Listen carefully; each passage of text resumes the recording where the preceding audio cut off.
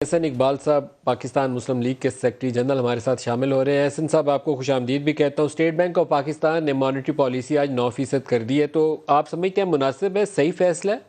दुरुस्त वक्त पे किया गया? जी नदीम मलिक साहब, आपको याद होगा कि हमने तकरीबन 1 महीने से पहले जब पीएमएलएन की तरफ से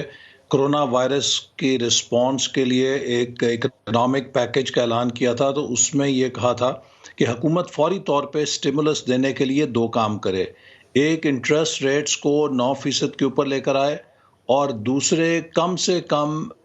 70 रुपए पे पेट्रोल और डीजल की कीमत लेकर आए, क्योंकि बैनुल अक़वामी मार्केट्स में ये प्राइसेस क्रैश कर चुकी हैं और हुकूमत इनके ऊपर काफ़ी मुनाफा कमा रही है। और तीसरी चीज़ हमने ये कही थी कि बिजली और गैस के निर्खों में भी तकरीबन 33% कमी की जाए, चूँकि इनकी इनपुट कॉस्ट भी तेल की कीमतों में और तवानाई की कीमतों में कमी होने की वजह से कम हो चुकी है। इससे हमारी जो बिज़नेस है, इंडस्ट्री है, उसको स्टिमुलस पैकेज मिलेगा। तो उनमें से ये एक चीज़ पर हुकूमत ने बिल-आखिर देर से इक़दाम किया है, लेकिन फिर भी ये एक सही कदम है, चूँकि हुकूमत ने जो आर्टिफ़िशियली बहुत ज़्यादा इंटरेस्ट रेट्स को बढ़ा रखा था, उसके दो नुकसानात हो रहे थे। तो एहसन एक साहब, तो ये आपके कि ख्याल में हुकूमत क्या वजह थी कि हम 13.25% पे फंस के बैठे हुए थे? उसकी क्या वजह थी? जी देखिए, उसकी वजह तो ये थी कि हम हॉट मनी का शिकार कर रहे थे या उसको अट्रैक्ट कर रहे थे, और वो हेज फंड्स या इन्वेस्टमेंट फंड्स जो 2-2 3-3 माह की मार के ऊपर दुनिया में देखते हैं कि जहाँ पे इंटरेस्ट रेट ज़्यादा है और उनको मुनाफा कमाने का मौका है, वो उस मुल्क में पार्क हो जाते हैं। तो हमने बदस्तूर बहुत देर तक हाई इंटरेस्ट रेट्स रखे, चूँकि तकरीबन $3 अरब के करीब हॉट मनी हमने अपने ज़र मुबादला में रखी हुई थी। और यूं ही बैनुल अक़वामी सतह पे इंटरेस्ट रेट्स नीचे आना शुरू हुए, और हमने भी जब रैशनलाइजेशन की इंटरेस्ट रेट्स की, आपने देखा कि एकदम इनखला हुआ उस पैसे का, और उससे हमारे ज़र मुबादला के ज़खायर पे दबाव आया, और रुपया 10 दिनों के अंदर 15 दिनों में तकरीबन 10 रुपया लुढ़क गया, और आज वो रुपया जो 156 पे था तकरीबन 165 166 के ऊपर चला गया है। और ये 10 रुपए की डिवैल्यूएशन इसी वजह से हुई है कि कौन से हमने ऐसे बगैर सोचे समझे हॉट मनी का पीछा किया।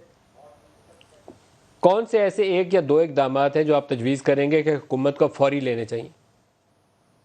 देखिए, मैंने जैसे पहले भी कहा कि एक तो उन्हें फौरी तौर पे पीओएल प्राइसेस को घटाना चाहिए, चूँकि हुकूमत उस पे बहुत ज़्यादा मार्जिन ले रही है, उससे कुछ स्टिमुलस मिलेगा, कॉस्ट ऑफ बिज़नेस कम होगी। दूसरे, यूटिलिटीज़ के अंदर बिजली और गैस के निर्खों में तकरीबन 33% हुकूमत कमी कर सकती है, वो करेगी। तो उससे सार्फिन को भी कुशन मिलेगा और बिज़नेस को भी कुशन मिलेगा। लेकिन मैं समझता हूँ कि इससे बढ़कर जो चैलेंज है वो ये है कि अब जो प्लानिंग कमीशन और पाइड और दीगर बैनुल अक़वामी इदारे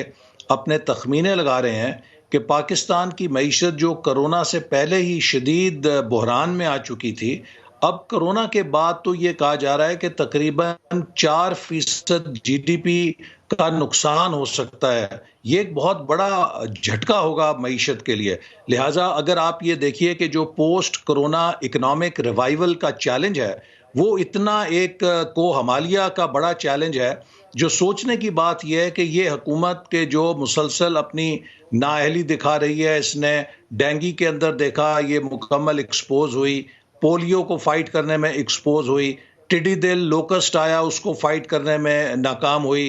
कोरोना के ऊपर 2 महीने तक, और अभी तक कोई हिकमत अमली पे यकसानियत यकसुई नहीं है, फैसला साजी नहीं है। तो एक हुकूमत जो इतनी फैसला साजी और अपनी इंतज़ामी सलाहियत में कमज़ोरी का मुज़ाहरा कर रही है, क्या वो उस